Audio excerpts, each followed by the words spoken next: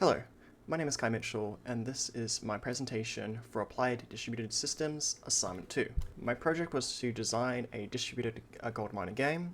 This game is a text-based Python game where a human player competes against bots in a shared grid. The aim of the game is that they have to collect gold to increase their score. Once their score reaches, I've set it to 5 at the moment, a winner is determined.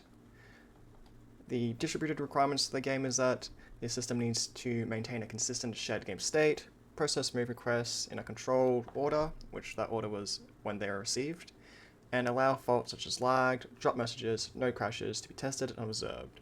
This game is treated as a prototype, so it doesn't need a production level security, anti-cheat logic, or a Byzantine fault tolerance. This design uses an authoritative server model. This means the server owns the official version of the game state. The clients do not directly edit the shared game state.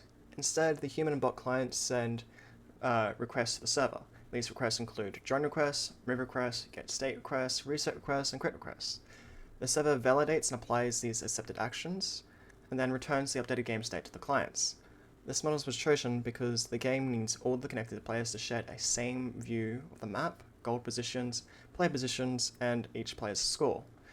If each client managed its own game state, it would make it a lot easier for each individual client to disagree on what their current game state is. I did consider peer-to-peer design, but it would make ordering and consistency a lot harder.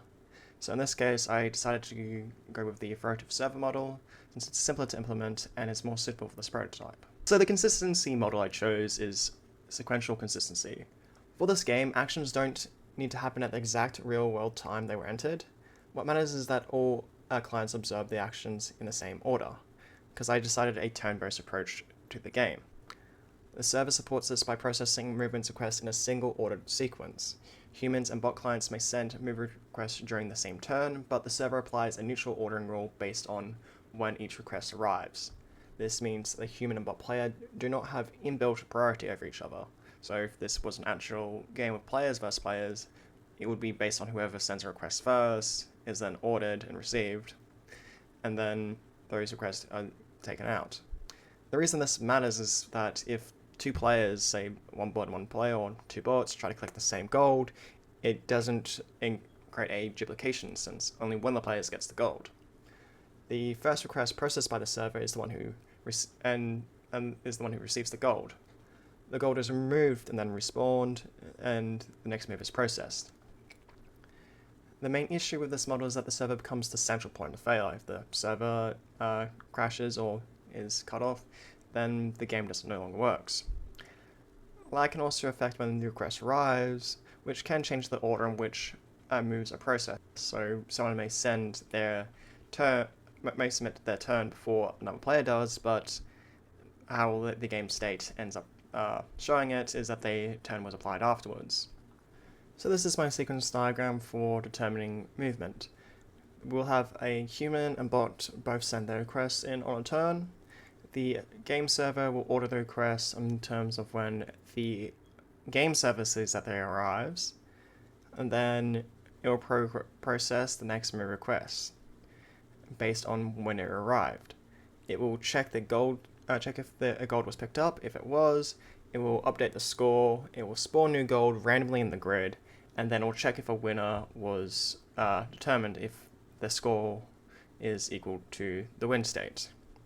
And then it sends all this information to the clients. This class diagram illustrates the main structure of this implementation. The gold mining game contains the core game rules and states, such as players, gold positions, and turns. The game server manages the distributed side of the game. It receives messages from clients, processes actions, and returns the game state updates. The client contains the shared client behavior. The human client extends from this with keyboard input, whereas the bot extends from this with a automated bot movement to go towards the nearest gold. The player class represents both the human player and bot.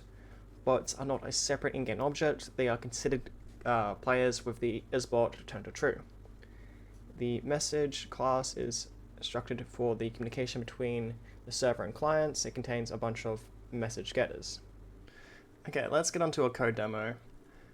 So I'm going to go open up VS Codium. So we jumped to VS Codium, which was the IDE I used to develop the game.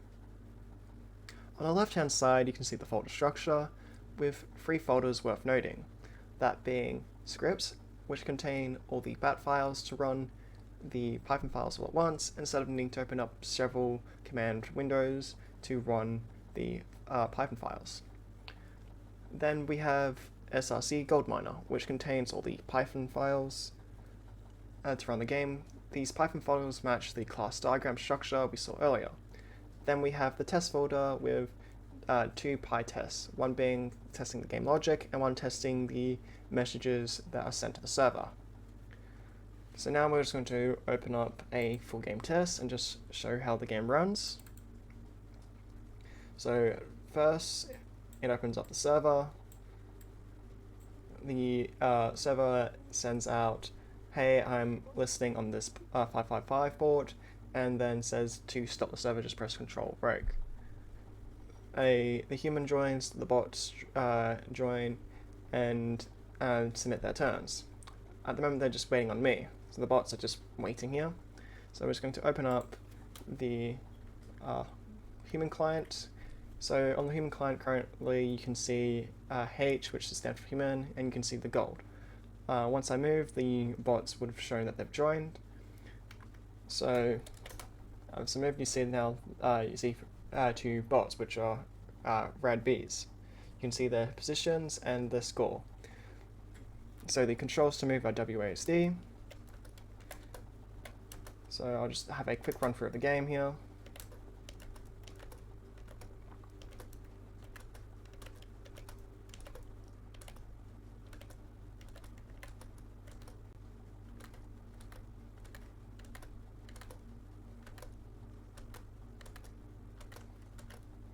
To win, you just need to get a score of 5, which bot 1 has now won the game. Since its score reached 5, the game asks you to play again by pressing P or pressing Q to quit. Press P, the game will play and reset. I'm just going to press now Q to quit the game.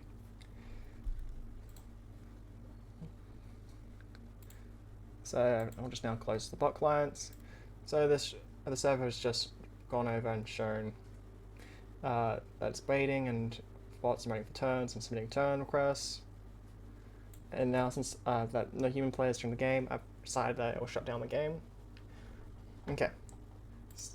So now let's run into some tests, such as, hey, one of the bots have lag. So this opens up a test with 1 lag bot and 1 human.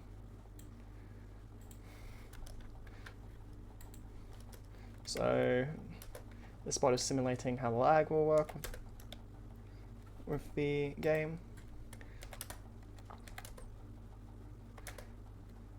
So we end up having to wait for the bot quite longer than what we were waiting for the other bots last time, which making this game turn-based prevents it from being a very much of an issue, but if this was a real-time game, we'd be seeing a lot more of a impaired effect on the game.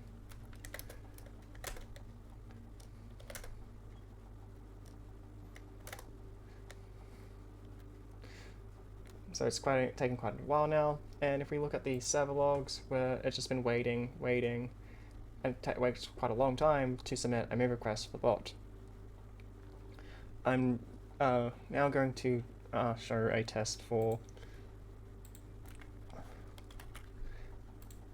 the server, a bot crashing.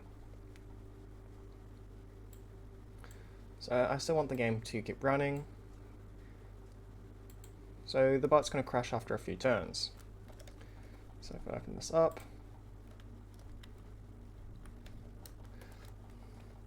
so I'm going to move.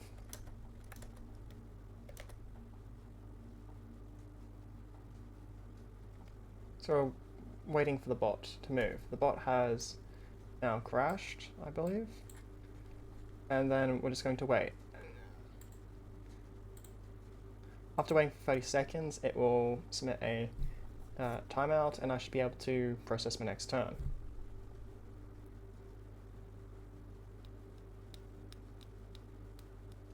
Okay, so that's just happened now. So unfortunately, how I've set the logic is that the player is still able to reconnect, and they're still kept in the game. This does mean that it's going to take a while to wait for the players to, when there's a timeout request. So next we're going to go to the drop messages.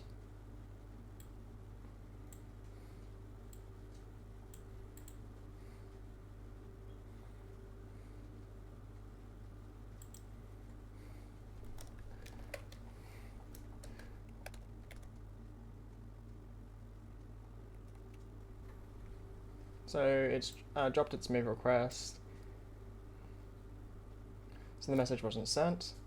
We're now going to wait that 30 seconds.